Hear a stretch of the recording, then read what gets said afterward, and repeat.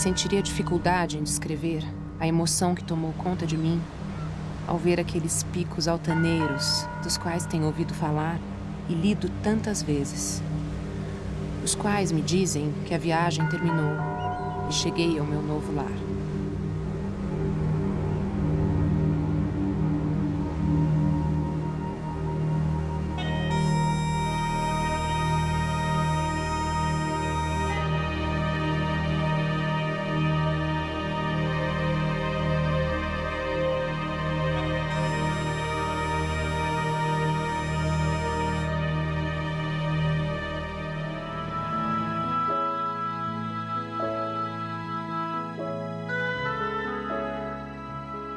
Apesar de nunca ter viajado por essa estrada, a paisagem é pouco interessante depois do rio Susquehanna, e logo desisti de apreciá-la.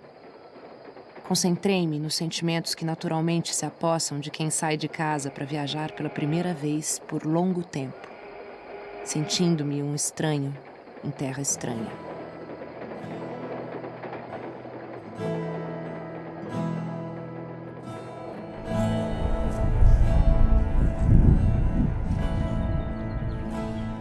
Simonton nasceu na localidade rural de West Hanover, na Pensilvânia Central, perto da capital do estado, a cidade de Harrisburg.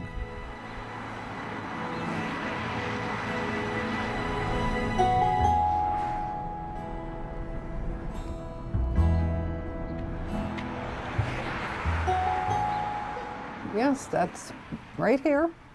There's the name Simonton and the name Antigua.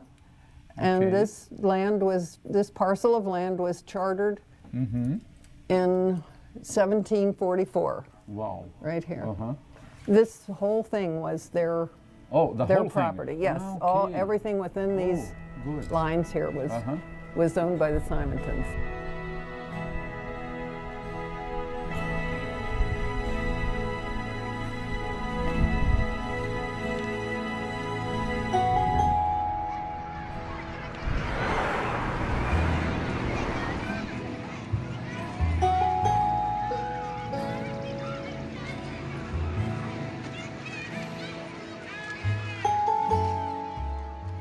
The building we're in now is not the original building on this site. There has been a school on this particular site since probably back in the 18th century.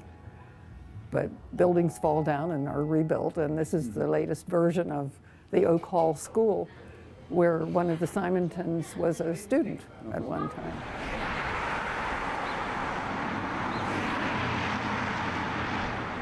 Essa é a igreja presbiteriana de Derry, na atual cidade de Hershey, da qual o pai do reverendo Simonton foi presbítero por muitos anos. Daquela época só resta hoje uma antiga casa de madeira que servia como sala de reuniões do conselho, escritório pastoral e também como uma pequena escola paroquial. Justin, I'm very happy that the citizens of Hershey have preserved it. It's one of the oldest buildings in this part of the country, and built in 1732, which was the same year George Washington was born. And what was the use of this building? This was a session house. I think they also held church services here. Children met here to have some schooling. Okay.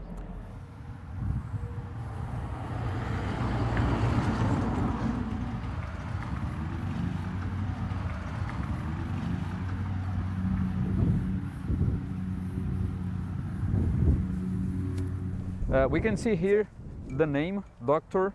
William Simonton, died in May 1846. And here we have another very important tombstone connected to Old Hanover Church and also to the Simonton family, which is Reverend Ashbel Green Simonton's grandfather. What do you know about this man? Well, I know he was the minister at the Presbyterian Church here in Hanover, East Hanover. And beyond that, I'm afraid I don't know too much about him. I read somewhere that he pastored this church for 56 years. Yes, yes. It's old, It sure looks old, doesn't it? So the son house is a little house right there.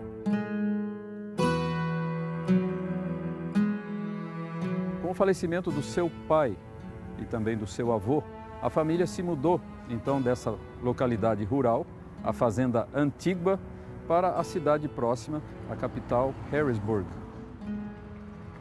A primeira opção vocacional dele foi o magistério. E em conexão com isso, ele fez uma famosa viagem que ele descreve com muitos detalhes no seu diário, ao sul dos Estados Unidos, onde ele teve uma experiência na área da educação. Essa viagem toda levou mais ou menos 1 ano e meio, e ele foi até a cidade de Starkville, no Mississippi, onde ele por algum tempo dirigiu uma academia para meninos. Na volta para casa, ele mudou de ideia quanto ao seu futuro trabalho, achou que seria melhor tornar-se um advogado e chegou até a estudar um famoso compêndio de direito. Mas então aconteceu aquele evento na sua igreja, agora na cidade de Harrisburg. Houve um avivamento naquela igreja e ele foi alcançado, por esse avivamento e junto então com essa experiência religiosa profunda veio o desejo de fazer finalmente a sua profissão de fé, tornando-se membro, e também a vocação para o ministério. I'm reading from the session record for May 1, 1855 for the English Presbyterian Church, and the notation is that the following persons were examined as profession of their faith in Christ and were received to church privileges. And among the persons received that day, we find the name of Green W. Symington. And then, looking ahead to July 8, 1858, we find the notation that a number of members were transferred to what was becoming the Pine Street Presbyterian Church, and we find the name of Mr. Symington in the record along with other members of his family.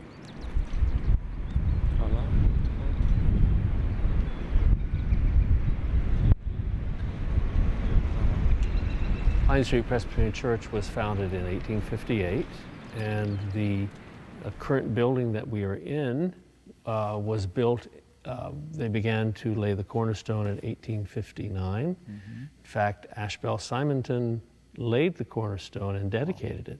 Well, I knew about his great heritage, his work in missionary work in Brazil. I think in some way that heritage has been inspirational to our continued commitment to mission here in our community and abroad. We've got a wonderful legacy of sending out mission teams.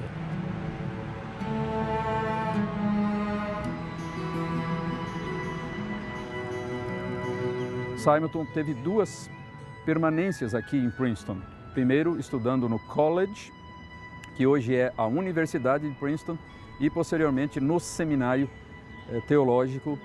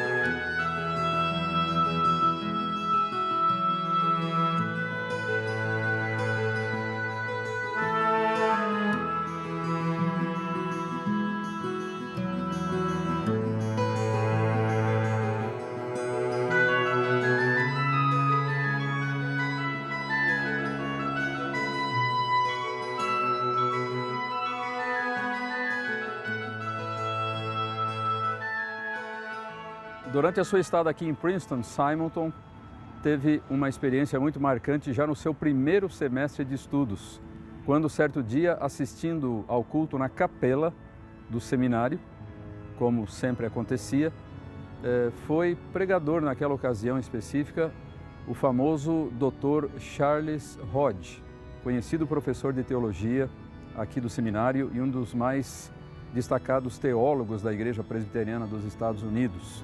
Então, nesta ocasião específica, o Dr. Hodge fez um apelo em favor das missões estrangeiras, mostrando a necessidade de novos obreiros para os campos. E foi então a partir dessa ocasião, desse culto e desse sermão, que Simonton começou a pensar seriamente na possibilidade não de ser um pastor aqui no seu próprio país, mas de ser um missionário em outro país, em outra parte do mundo. E com o passar do tempo ele acabou se decidindo pelo Brasil e se apresentando oficialmente como candidato à Junta de Missões Estrangeiras da Igreja Americana e, com o correr do tempo, acabou sendo, conforme o seu desejo, enviado para o Brasil, chegando ao Rio de Janeiro no dia 12 de agosto de 1859. Simonton passou o primeiro ano da sua residência no Rio de Janeiro pregando quase que somente em inglês para viajantes que passavam por ali e também residentes estrangeiros da cidade. Foi só no início de 1862 que ele organizou a Igreja Presbiteriana do Rio de Janeiro, com apenas 2 membros, e alguns meses depois partiu para a sua terra, os Estados Unidos, numa viagem de férias. Em 1860, chegou o seu colega e cunhado Alexander Blackford, casado com a irmã de Simonton, Elizabeth, e no ano seguinte, então, à chegada de Blackford, chegou o terceiro colega, o terceiro missionário, que foi o reverendo Francis Schneider. Então, esses foram os pioneiros da obra presbiteriana no Brasil, esses 3. A única vez que Simonton foi aos Estados Unidos, quase 3 anos depois da sua permanência no Brasil, ele foi passar o Natal com uma família presbiteriana. E lá estava uma moça chamada Ellen. Parece que ele se namorou dela naquele dia. O fato é que namoro, noivado e casamento aconteceram em menos de 4 meses. Agora ele volta para o Brasil acompanhado de uma esposa. Eles comemoram o primeiro aniversário de casamento. Um ano de grandes bênçãos. Poucos dias depois era dar à luz o primeiro e único filho, uma menininha. E uma semana depois ela morre de complicações de parto. Então Simonton, que foi durante algum tempo solteiro, casado 1 ano, agora é viúvo. Então é difícil imaginar a extensão do sofrimento de Simonton.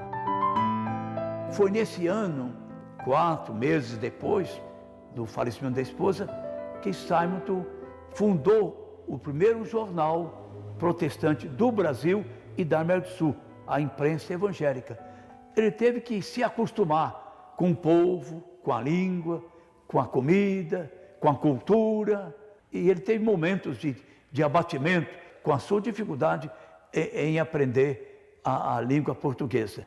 O fato é que no ano seguinte ele começou a pregar em português e não com muita rapidez, mas começaram a haver conversões e eles organizaram a primeira igreja presbiteriana do Brasil no Rio de Janeiro.